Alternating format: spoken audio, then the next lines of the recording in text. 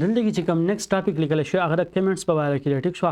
کمنټس ما وی چې څه دی کمنټ ټو ایټ explanatory note within your code. دا صرف د ایکسپلینیشن لپاره د یوزر لپاره چې کله یو کس راځي او ساره کوډ ګوري ریډ کوي نو ته پته لګي یار چې دې کوډ کار ساتي. ټیک شو. صرف د دې لپاره نو ما یو کمنټ ما تاسو ته دا وی چې په کم لاین په اوله کې موږ دوړ فارورډ سلیش ولګون دا غي پسې چور پسې سره غلي نو هغه ټول به کمنټ سي لکه دلته کې ما فارورډ سلیش د دې په اوله کې لګول دا ټول چې د کمنټ شي او دلته کې ما کمنټ چې فارورډ سلیش په دې ځای کې لګول د دې نه مخکې چې دا کوډ برابر دی خو بیا په دې پسې ورپسې چې کوم اخوا کوډ دی نو هغه چې دی کمنټ شوی دی. ټیک شو. نو دا کمنټ کار دی. ټیک شو. دلته کې یو بل قسمه کمنټ هم دی. this is multi line comment. multi line comment طریقه څه ده چې په اوله کې به دا ولیکل شي په اخر کې به دا اوس ګوره کې مې سنگل لاین کمنټ وکړ. ټیک شو. اوس دلته کې دا کمنټ ما سنگل لاین کړ خو چې ځکه انټر کم نیو لاین ته راشم نو په نیو لاین کې چې دی دلته به زه بل کمنټ کوم. ټیک شو. learn different data types. ټیک شو. نو اوس دلته کې به زه بل کمنټ کوم. ټیک شو.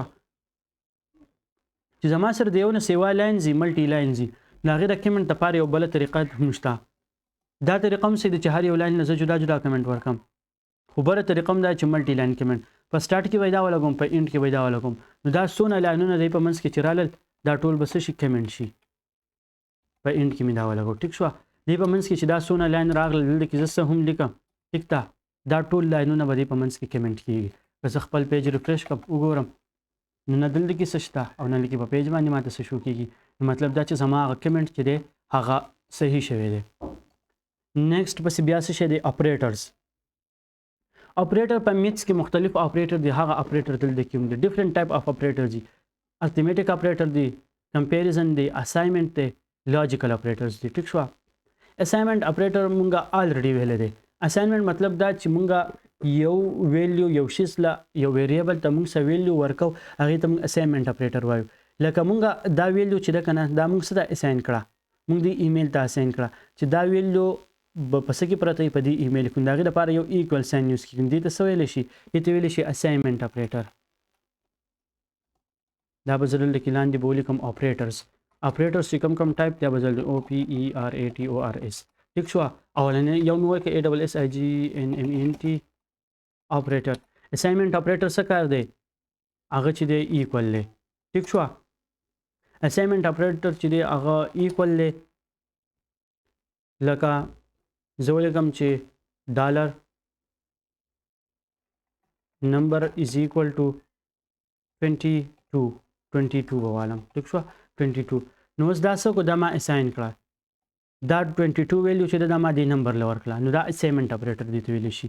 بل نو اپریټر چې دی کنه ته ویلی شي ارتھمیټک اپریټرز. ارتھمیټک اپریټر مطلب دا چې پلس ماینس وغیرہ دا چې دی دا ارتھمیټک اپریټر دی. لکه میتس کې چې دی زه ځانه دوه ویلیو پلس کولی شم ماینس کولی شم نو دغه شان په دې کې زه هم کولی شم دویم چې 10 پلس 2. ټیک شو. یو دا ارتھمیټک اپریټر دی. ټیک شو. ارتھمیټک اپریټرز چې دي ارتھمیټک اپریټرز ټیک شو هغه څه دی پلس دی ماینس دی ملټیپلیکیشن لپاره دا سټار ساین یوز کېږي او د ډیویژن لپاره دا ساین یوز کېږي. دا چې دا ما پلس کړل او 10 ماینس 2 دا ماینس کړل 10 ملټیپلای بای 2 دې ملټیپلیکیشن وکړو 10 ډیوایډ بای 2 نه دی ما ډیویژن وکړو. ټیک شو. چې د ارتھمیټک اپریټر په باره کې زه نور په ډیټیل کې تپوس کول غواړم د دې چیټ جی پی ټي نه زه کولی شم چې زه به ورته وایم چې ایکسپلین می ارتھمیټک اپریټر ان ډیټیل.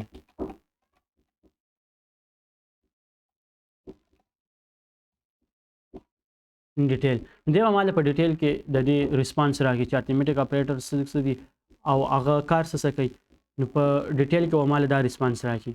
ٹھیک ده دی به دا ریسپانس راکړي دا به په نیکسټ ویډیو کې ډسکس کوو.